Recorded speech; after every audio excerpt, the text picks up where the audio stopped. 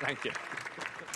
You've been listening to Republican President Donald Trump and the Democratic nominee for president, former Vice President Joe Biden. That brings that 90-minute debate to an end. The first debate between these two gentlemen. They're still there on stage wrapping things up.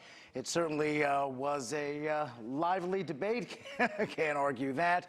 A limited audience there tonight, obviously because of COVID-19 concerns. There you see Mr. Biden's wife, Jill, Dr. Biden, coming on stage. Melania, the First Lady, there greeting her husband as well. No handshakes. That was the rule at the beginning and at the end there. Again, a COVID concern.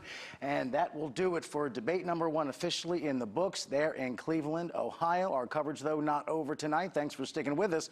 I'm Rob Nelson. I'm Marty Hughes. And I'm Joe Donlan. We do not have any pundits or analysts joining us to share their views. We're serious about the pledge here at News Nation. Facts only, no opinions. Our Tom Negevin is live in Cleveland reporting on security and also protests. But we'll start with our national political correspondent tonight, Dean Reynolds, highlighting the candidates' comments on the issues so you can decide. Dean.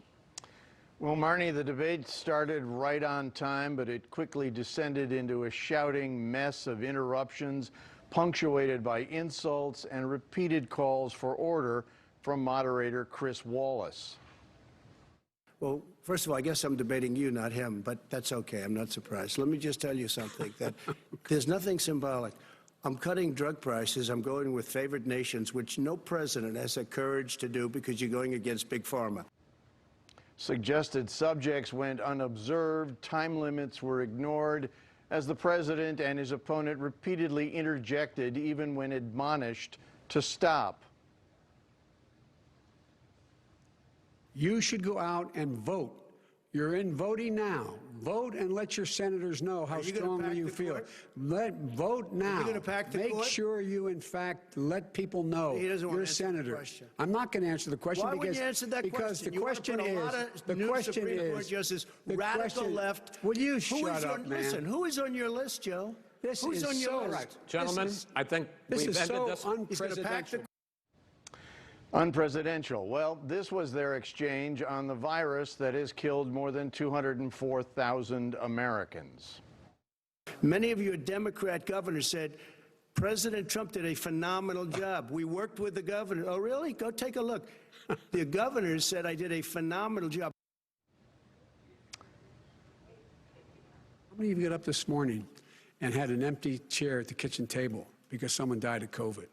How many of you were in a situation where you lost your mom or dad and you couldn't even speak to them? You had a nurse holding a phone up so you could, in fact, say goodbye. You would have lost far more people. Far more people. And you would have been. And by the way, his own CDC director says we could lose as many as another 200,000 people between now and the end of the year.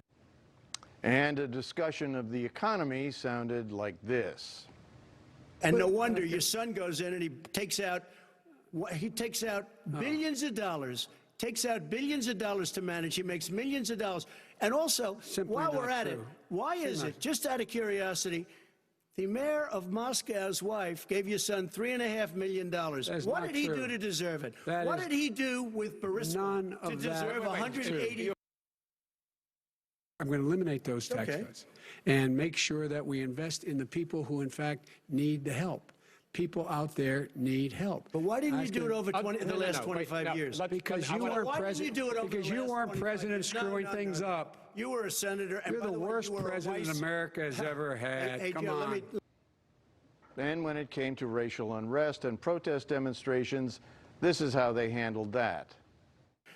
We have to go back to the core values of this country. They were teaching people that our country is a horrible place, it's a racist place, and they were teaching people to hate our country.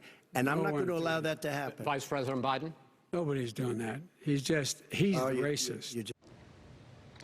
Now, they've also been discussing election integrity as well as the other subjects, and it is almost impossible to say who won this debate, if anyone did.